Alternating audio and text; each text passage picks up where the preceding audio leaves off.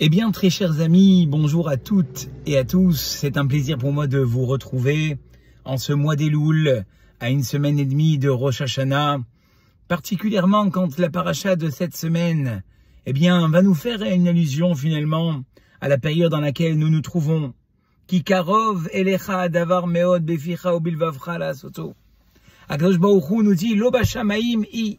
Elle n'est pas dans le ciel pour te demander mi yarale hashanu ayanu hashamaim aveikachea. Qui montera dans le ciel et nous l'apprendra. Velo baaretz i. Velo me'ever layam. Mais elle n'est pas de l'autre côté de la mer pour te dire mi avir lanu et ayam. Qui va aller de l'autre côté de la mer? Ki karov elecha adavar meod beficha ubilvavcha la soto. La chose est proche de toi, dans ta bouche et dans ton cœur pour la faire. Eh bien, il y a une discussion dans les commentateurs à savoir est-ce que la Torah nous a parlé ici de la Torah elle-même, de la pratique du judaïsme, ou bien finalement de la Teshuvah. Et nous allons aujourd'hui nous attarder, très chers amis, sur cette idée de la Teshuvah. Ce qu'Akadosh Baruch Hu veut nous dire, c'est que finalement, la Teshuvah est proche de nous. La Teshuvah n'est pas loin de la personne.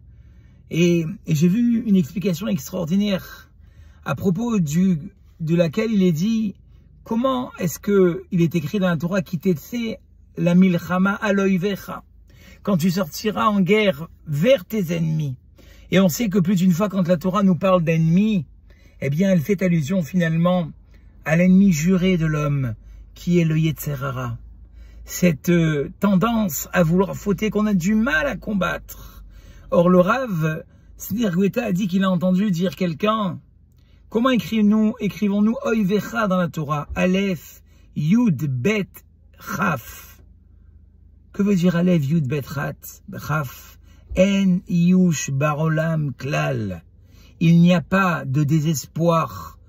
Jamais. La première raison pour laquelle on est attaqué par notre mauvais penchant, par nos idées noires, c'est parce qu'on se désespère trop vite. On a trop vite l'idée de penser qu'on n'y arrivera pas.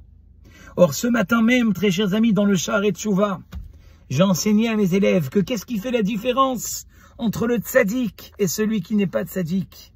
C'est pas son grand niveau. C'est qu'après avoir fauté, il se relève. Shiva yipol tzaddik vekam. Cette fois, le tzaddik est tombé, c'est pas écrit Veitzliach, et il a réussi. C'est écrit qu'il s'est, entre guillemets, simplement relevé. Ce qui fait qu'aujourd'hui, nous n'avançons pas, très chers amis, c'est que le Yetzer Hara nous rend tout de suite très perfectionnistes. En se disant finalement, si je ne suis pas arrivé une fois, je n'y retourne pas, je n'essaye pas. Or, la vertu du tzaddik, très chers amis, c'est que cette fois, il est tombé, Vekam. Et il s'est relevé. C'est ça que nous dit la paracha de cette semaine. Ki karov elecha adavar meod beficha ubilvavcha la soto. La chose est proche de toi. De ne pas désespérer et de recommencer. Je vous souhaite un Shabbat Shalom Mevorach. Et je vous dis à très très bientôt pour un nouveau selfie.